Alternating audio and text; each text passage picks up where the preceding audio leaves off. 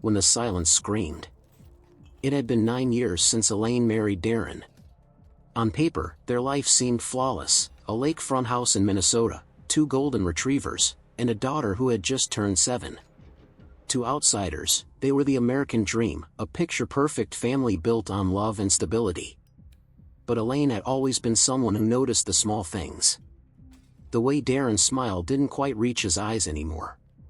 How his phone was suddenly always on silent. How the business trips grew longer, but the receipts in his suitcase shrank. The man she had once trusted with every fiber of her being was becoming a stranger in their own home. It all started with a lipstick. Deep burgundy, not a shade Elaine would ever wear. She found it in the glove compartment of Darren's car while searching for his insurance card. At first, she laughed it off, thinking maybe it belonged to a colleague's wife or had somehow fallen there by mistake. But the unease settled in her chest like wet cement. 2 weeks later, she followed him. She wasn't proud of it, of the way she tiptoed around her own life, of the way she lied to her daughter to sneak away. She tracked him to a cozy art studio downtown, a place he had no reason to be. She stayed in the car for 40 minutes before he emerged, laughing with her. The woman was young, mid-20s at most, with wild curls and paint-stained fingers. They weren't holding hands, but the intimacy in their body language was undeniable. Elaine watched as Darren opened the car door for her, something he hadn't done for Elaine in years. That simple gesture shattered everything. She didn't confront him that night. Or the night after. Instead, she watched. She documented. She counted the lies. She smiled at dinner and packed school lunches and kissed him goodbye with the taste of betrayal on her lips. But inside, something was Elaine had never thought of herself as someone who could live with such duplicity. But each day she carried it better, her mask, her silence, her burning grief. It was strange how quickly pain could become part of your routine. Mornings with coffee, evenings with lies. She started writing again. Not a journal, not a letter. It was something darker, sharp lines on the back of grocery receipts, poetic fragments that bled from her like open wounds. He built a kingdom with my bones, and gave the crown to her. At night, while Darren slept beside her, she stared at the ceiling, wondering how many women had done the same, laying beside the very man who broke them, pretending sleep. But something shifted when she found a photo on Darren's iPad.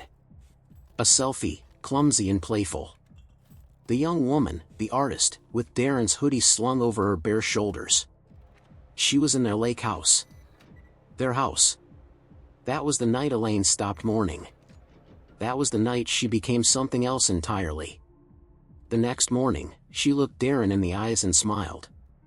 "Let's have a weekend getaway," she said, pouring him orange juice. "Just the two of us.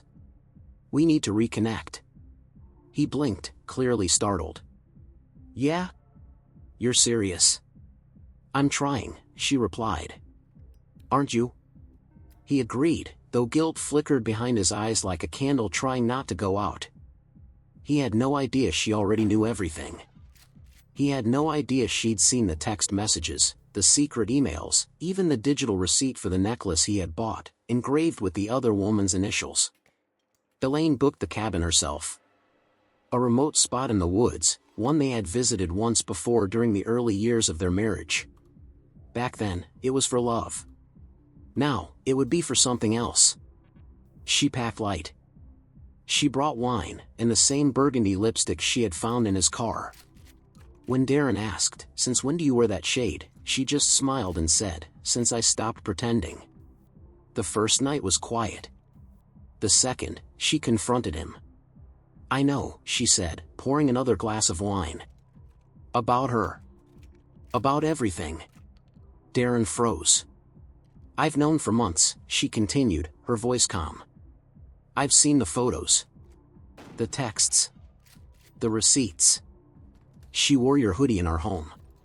He tried to speak, but Elaine raised a hand. "Don't lie. You've already taken that from me.